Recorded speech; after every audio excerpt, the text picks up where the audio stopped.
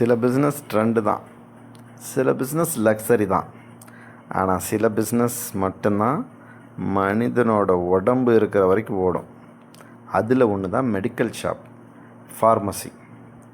Fever வந்தால் medicine வேணும், sugar பேஷண்ட்டுக்கு மந்த்லி டேப்லெட்ஸ் வேணும், பேபிக்கு ப்ராடக்ட்ஸ் வேணும். ஆனால் மெடிக்கல் ஷாப்பு லாபமாக இல்லை ரூல்ஸ் அதிகமாக அப்படிங்கிறத டீட்டெயிலாக அந்த வீடியோவில் நம்ம பார்ப்போம். மெடிக்கல் ஷாப்பு சிம்பிள் கவுண்டர் மாதிரி தான் தெரியும், ஆனால் இது ஆர்டினரி பிஸ்னஸ் கிடையாது. இதில் ட்ரஸ்ட் இருக்குது, சிஸ்டம் இருக்குது, கம்ப்ளையன்ஸ், மக்களோட நம்பிக்கை இருக்குது, ஸ்டாக் கண்ட்ரோல் இருக்குது. இது எல்லாமே முக்கியம்.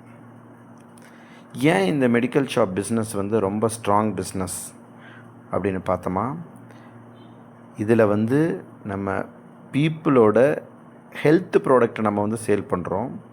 அதாவது ஃபீவருக்கான மருந்து, பெயினுக்கான ரிலீஃபு, ஃபஸ்ட் எய்டுக்கான மருந்து, விட்டமின்ஸை நம்ம சேல் பண்ணுறோம்.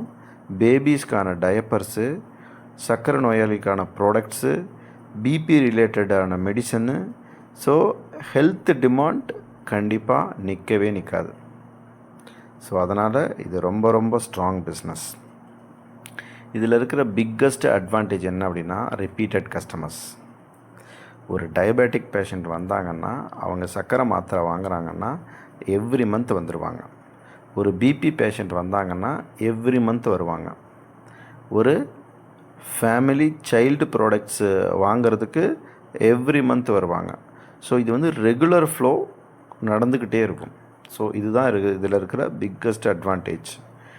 இதில் நம்ம மெயினாக பார்க்க வேண்டியது பெஸ்ட் லொக்கேஷன்ஸ். ஸோ கிளினிக்கு நியரில் ஆரம்பிக்கணும், ஹாஸ்பிட்டலுக்கு நியரில் இருக்கணும், ரெசிடென்சியல் ஏரியா மக்கள் அதிகமாக இருக்கிற குடியிருப்பு பகுதியில் இருக்கணும், மெயின் ரோடில் இருந்தால் ரொம்ப நல்லது, அப்பார்ட்மெண்ட் இருக்கிற ஏரியாவில் இருந்தால் இன்னும் ரொம்ப நல்லது.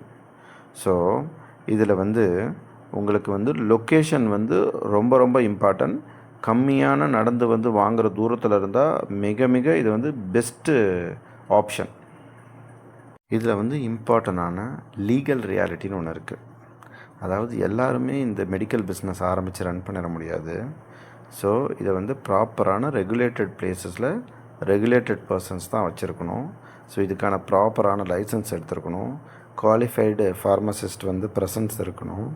எந்த இடத்துல நீடோ அந்த இடத்துல கண்டிப்பாக இருக்கணும். ப்ரிஸ்கிரிப்ஷன் இல்லாமல் மருந்தை கொடுக்கக்கூடாது. ஸோ அந்த மாதிரி ப்ரிஸ்கிரிப்ஷனுக்கான ப்ராப்பர் ரூல்ஸை ஃபாலோ பண்ணணும். ப்ராப்பர் ஸ்டோரேஜ் பண்ணணும்.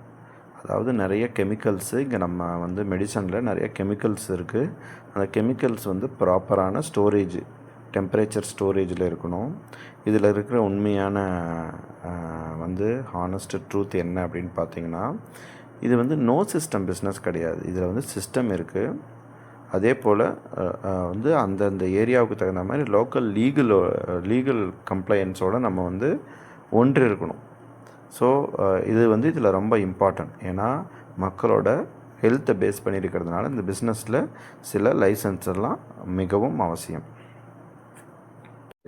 இதில் என்னென்னலாம் நம்மளுக்கு எக்ஸ்பென்சஸ் இருக்கும் அந்த ஃபார்மசியை ஸ்டார்ட் பண்ணுறதுக்கு அப்படின்னு பார்த்திங்கன்னா, ஒரு சின்னதாக ஃபார்மசி ஆரம்பிக்கிறதுக்கு கண்டிப்பாக அட்வான்ஸு நம்ம ரெண்ட்டு டெபாசிட் பண்ணுற மாதிரி இருக்கும். அப்புறம் இன்டீரியரில் செல்ஃப்ஸ் எல்லாம் நம்ம போடுற மாதிரி இருக்கும். கண்டிப்பாக டெம்பரேச்சர் கண்ட்ரோல் பண்ணுறதுக்கு ஃப்ரிட்ஜஸ் இருக்கணும்.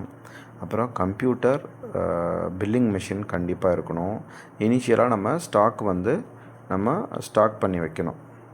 ஸோ இது மேக்ஸிமம் ஒரு மாடரேட் டு ஹைட், அது சிட்டி அண்டு ரூரல் ஏரியாவை பொறுத்த அளவுக்கு இது வேறுபடும். ஸோ மெயினாக இதில் இருக்கிற மந்த்லி எக்ஸ்பென்சஸ் பார்த்தோம்னா, நம்ம ரெண்ட்டு, ஸ்டாஃபு ஏதாவது நம்ம போட்டிருந்தோம்னா அவங்களுக்கு salary, electricity bill, software maintain பண்ணுறது, அதே போல் எக்ஸ்பைரி ஆன மருந்தோட லாஸஸ் கொஞ்சம் இருக்கும். அதே போல் ஒர்க்கிங் கேபிட்டல் ரொம்ப இம்பார்ட்டன்ட். அதை ரீஃபில் பண்ணுறதுக்கும் மஸ்ட்டு ரொம்ப தேவைப்படும். இதில் ப்ராஃபிட் எப்படி வரும் அப்படின்னு பார்த்திங்கன்னா, நம்மளுக்கு எல்லா ஐட்டத்துக்கும் ஒரு பர்டிகுலர் ப்ராஃபிட் மார்ஜின் கிடைக்காது. அதில் சில பர்சனல் கேருக்கு தனியாக ஒரு ப்ராஃபிட் மார்ஜின் கிடைக்கும். அதே போல் அந்த மெடிசன் டாக்டர் ப்ரிஸ்கிரைப் பண்ணுற ப்ராடக்ட்ஸ்க்கு ஒரு மார்ஜின் கிடைக்கும். அதுக்கப்புறம் பேபி ப்ராடக்ட்ஸ்க்கு ஒரு மார்ஜின் கிடைக்கும். அக்சசரிஸ்னு ஒரு தனியாக ஒரு ஐட்டம் இருக்குது. ஸோ அதுக்கு தனியாக மார்ஜின் கிடைக்கும். ஸோ சில மெடிசனில் நம்மளுக்கு ப்ராஃபிட் மார்ஜின் வந்து கம்மியாக கிடைக்கும். சில மெடிசனில் நம்மளுக்கு ப்ராஃபிட் மார்ஜின் ஹையாகவே கிடைக்கும். ஸோ அதனால் கண்டிப்பாக நம்மளுக்கு வந்து இதில் ப்ராஃபிட் இல்லாமல் கண்டிப்பாக இல்லை. இதில் இருக்கிற ஒரு ஆழமான உண்மை என்ன அப்படின்னு பார்த்திங்கன்னா, நம்ம அதிகமாக சேல்ஸ் பண்ணோம் அப்படின்னா அதில் அதிகமாக ப்ராஃபிட் வரணும்னு அவசியம் கிடையாது. ஸோ அதை ப்ராப்பரான மிக்ஸில் நம்ம இருந்ததுன்னா பெட்டர் ப்ராஃபிட் நம்மளுக்கு கிடைக்கும். இதில் பிக்கஸ்ட் ரிஸ்க் என்னன்னு பார்த்தீங்கன்னா, நீங்கள் ஸ்டாக் வந்து எக்ஸ்பைரி ஆனதை ரொம்ப நாள் வச்சுருந்தீங்க அப்படின்னா அது பெரிய லாஸ்க்கு உங்களுக்கு கிடைக்கும். அதனால் ப்ராப்பரான மூவ் ஆகிற ஸ்டாக்ஸை வந்து நம்ம ரீஃபில் பண்ணிகிட்டு இருக்கணும்.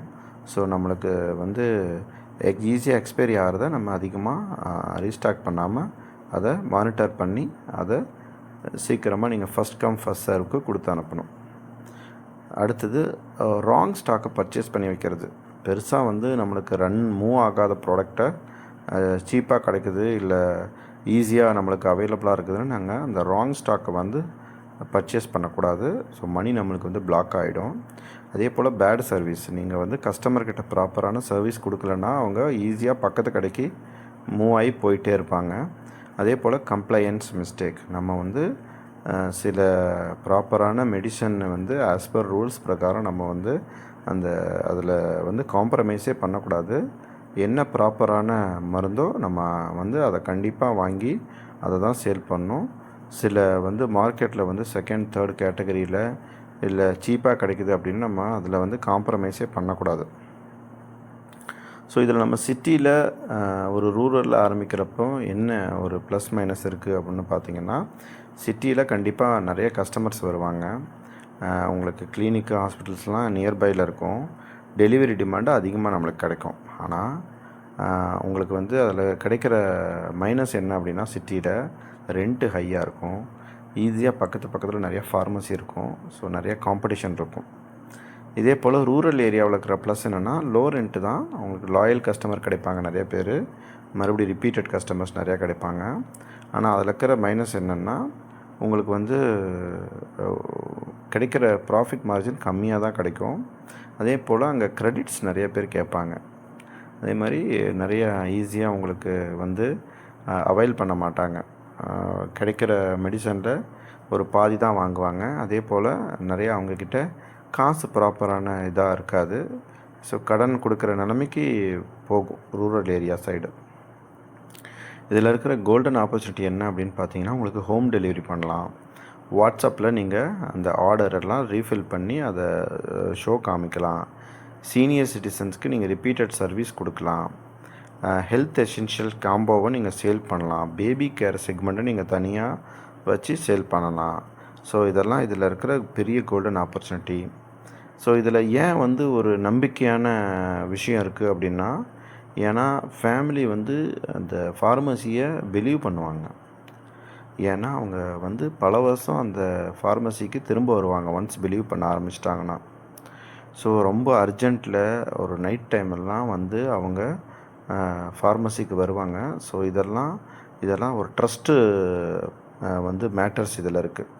ஏன்னா நம்பிக்கையின் பிரகாரம் தான் அவங்க ஃபார்மசிக்கு வராங்க. ஸோ அதுக்கான லாயல் சப்ளையராக நீங்களும் இருக்கணும். இதில் நம்ம ஒரு எமோஷ்னலாக ஒரு மெசேஜ் கொடுக்கணும் அப்படின்னு பார்த்திங்கன்னா, எப்போ ஒருத்தங்க வந்து ஒரு உடம்பு சரியில்லாமல் வராங்களோ அவங்க ரொம்ப ஒரியோடு வருவாங்க உங்கள் ஸ்டோருக்கு. ஸோ நீங்கள் கண்டிப்பாக அவங்களுக்கு ஒரு பெரிய ஹெல்ப்பாகவும் இருப்பீங்க, அவங்களுக்கு ஒரு பெரிய ஹோப்பும் கொடுப்பீங்க. ஸோ இது வந்து உங்களுக்கு ஒரு பெரிய ரெஸ்பெக்டை கொடுக்கும். ஸோ அதனால் இது ஒரு சாதாரண ஒரு பிஸ்னஸ் யூனிட் கிடையாது இந்த ஃபார்மசி. இந்த ஃபார்மசி யாரெல்லாம் ஸ்டார்ட் பண்ணலாம் அப்படின்னு பார்த்தோன்னா, கண்டிப்பாக டிசிப்ளின் பீப்புள் இருக்கணும். க்ளீன் அண்ட் சிஸ்டமேட்டிக்காக இருக்கிறவங்க, கஸ்டமர் ஃப்ரெண்ட்லியாக இருக்கிறவங்க, யாரெல்லாம் வந்து அந்த ரூல்ஸ் அண்ட் ரெகுலேஷனை ஃபாலோ பண்ண விருப்பமாக இருக்கிறவங்க, கன்சிஸ்டண்ட்டாக அதை ஆப்ரேட் பண்ணணும்னு நினைக்கிறவங்க. ஸோ இதில் வந்து நம்ம ஃபைனலாக மெடிக்கல் ஷாப் வந்து கிளாமரஸ் பிஸ்னஸ் கண்டிப்பாக கிடையாது. இது வந்து ரெஸ்பெக்டும் ரிப்பீட்டட் டிமாண்டும் இருக்கிற பிஸ்னஸ்ஸு. நீடு இருக்கிற வரைக்கும் மார்க்கெட் இருக்கும். ஸோ இதில் வந்து பார்த்திங்கன்னா மக்கள் வந்து மேபி வாங்கிறதுக்கு கொஞ்சம் டிலே பண்ணுவாங்களே தவிர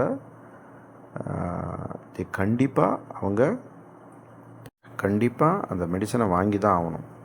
பிகாஸ் அவங்க டிலே பண்ணுற ஒவ்வொரு நிமிஷமும் அவங்க ஹெல்த்து வந்து கேர் பண்ணுறது தான் டிலே ஆகும். அதனால் கண்டிப்பாக இதை வந்து அவங்க வாங்கி தான் ஆகணும். அதை கொஞ்சம் டிலே பண்ணுவாங்களே தவிர கண்டிப்பாக வாங்கிடுவாங்க. ஏன்னா அப்படியாமட்ட பிஸ்னஸ் தான் இது. சரி ஃப்ரெண்ட்ஸ், இந்த வீடியோ வந்து உங்களுக்கு பிடிச்சிருக்குன்னு நினைக்கிறேன். நம்ம ரொம்ப டீட்டெயிலாக உங்களுக்கு எப்படி ஆரம்பிக்கணும்னு சொல்லலைனா கூட ஒரு ஃபஸ்ட்டு ஸ்டெப் உங்களுக்கான அந்த இன்ட்ரெஸ்ட்டை க்ரியேட் பண்ணுற மாதிரி நிறைய இன்ஃபர்மேஷன் இந்த வீடியோவில் கொடுத்துருக்கேன்.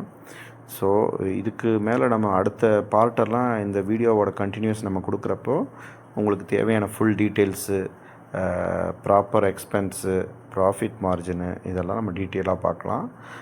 தேங்க்யூ ஃபார் வாட்சிங் ஃப்ரெண்ட்ஸ். கண்டிப்பாக நீங்கள் கண்டினியூஸாக சப்போர்ட் பண்ணுங்கள் நம்ம சேனலுக்கு.